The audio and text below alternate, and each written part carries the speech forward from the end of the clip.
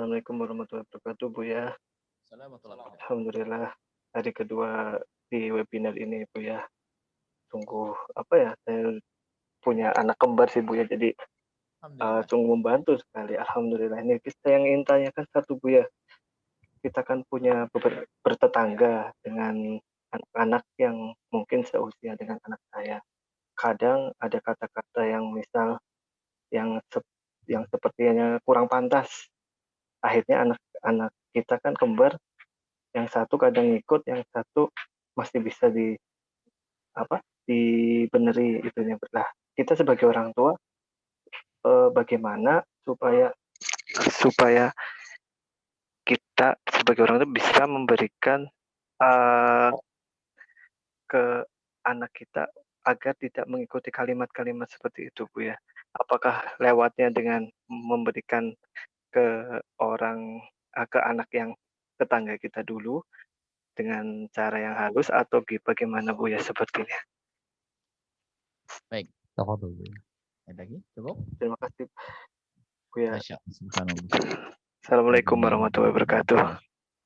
soleh atau solehat yang dimuliakan oleh Allah, dibanggakan oleh Rasulullah SAW. Jadi begini, memang inilah keadaan di luar.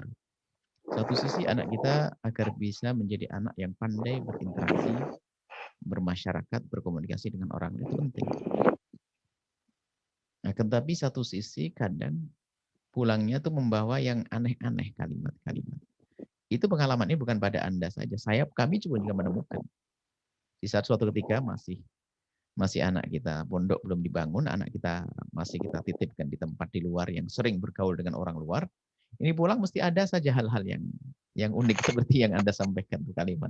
Kalau bahasa Jawa kenal misuh, kenal kalimat jorok dan sebagainya. Memang keadaan di luar semacam itu.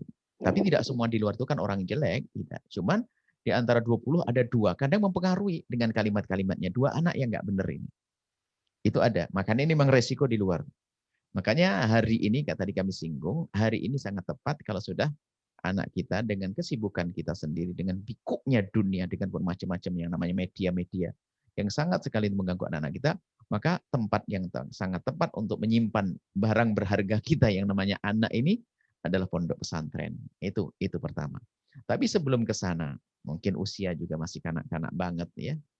Kalau memang belum dibawa ke sana, maka yang pertama adalah kita sering duduk dengan anak-anak kita. Sehingga harus kita ingat apa sih kalimat yang jelek yang diucapkan oleh anak-anak kita. Maka di saat kita duduk manis yang nyaman sambil minum teh atau apa dengan anak, sambil gurau dengan anak, lalu kita ingat, sayang, anak Abah sama Umi tidak boleh mengucapkan kalimat ini. Tidak boleh niru. Itu jelek. Janji ya? Janji. Yang halus. Dengan kalimat tidak boleh. Diingatkan sama abang yang satunya lagi. Kalau nanti adik ngomong itu diingatkan sayangnya. Karena itu nggak boleh. Allah marah. Jadi omongan jelek ya nggak boleh niru-niru ya. Mungkin hari ini berhenti masalah ini, tapi mungkin dengar kalimat yang lain sama caranya. Nah, jangan serta-merta melarang mereka. Melarang mereka, mereka anak siapa? Belum tentu mendengar kita, ya kan? Malah mungkin yang dimusuhi anak-anak kita. Tapi mengarah kepada ke sana juga hal yang baik mungkin. Kalau kita bisa bertemu dengan orang tuanya, duduk manis dengan orang tua pun jangan serta-merta menegur. Kalau serta-merta menegur dipikir pertentangan anak kita. Ya, anakmu baik, anakku jelek, malah marah nanti. Memang kita perlu strategi yang cantik sekali untuk berdakwah itu. Maksud Anda apakah anak itu? Bentar dulu. Baru nanti kalau Anda bisa ketemu dengan orang tuanya, duduk yang manis, misalnya baik-baik. Insya Allah bisa nerima. Kadang kita ini memang tidak pakai strategi, asal labrak sana, labrak sini. Ya, jadi bahan tertawaan nanti malahan. Karena orang yang tidak biasa dengan kebaikan itu, kebaikan adalah seperti beban. Jadi menjadi dia tersiksa dengan kebaikan yang dipaksakan menurutnya. Padahal itu adalah masalah baginya.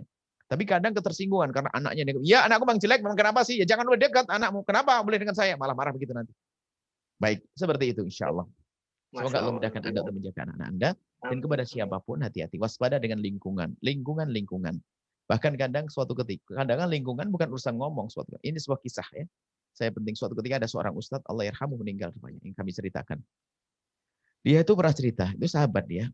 Dia bercerita bahasanya, saya punya istri, punya hafalan Quran. Dia mengajar, dia ilmu syariatnya kuat dia. Sehingga apa? Dia punya anak, komitmen dengan istrinya, anaknya udah usah dipondokin deh, biar di rumah saja.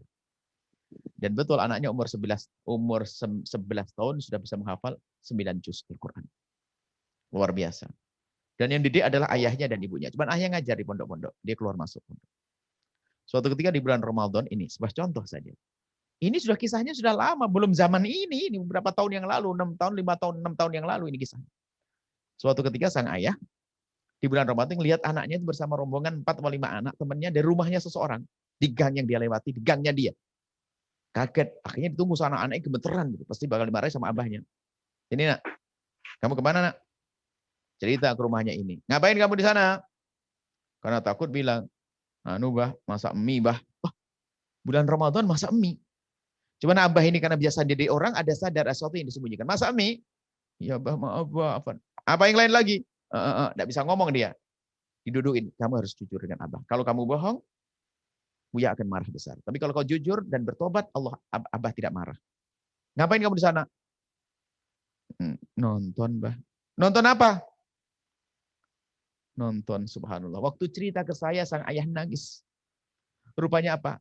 Salah satu dari anaknya ini punya ibu di luar negeri, dikirimi HP besar, HP waktu itu. Di dalamnya ada film kotor. Rupanya anak masih umur 11 tahun diajak nonton film itu gara-gara ditonjolkan waktu di kelas ditunjukin. Nanti nonton ya di rumah. Setelah dia berkata, demi Allah saya tidak percaya dengan lingkungan saya. Bersumpah, pertama dia percaya diri, saya bisa mendidik anak saya.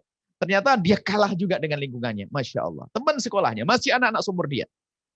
Gara-gara itu tadi, dikirimi duit oleh ibunya, dikirimi suami, sampai kejadian semacam itu. Akhirnya dia bersumpah, demi Allah, saya tidak percaya dengan lingkungan saya. Nah, artinya memang selama ini dia merasa sombong dengan lingkungannya. Saya bisa didik anak saya. Tidak begitu.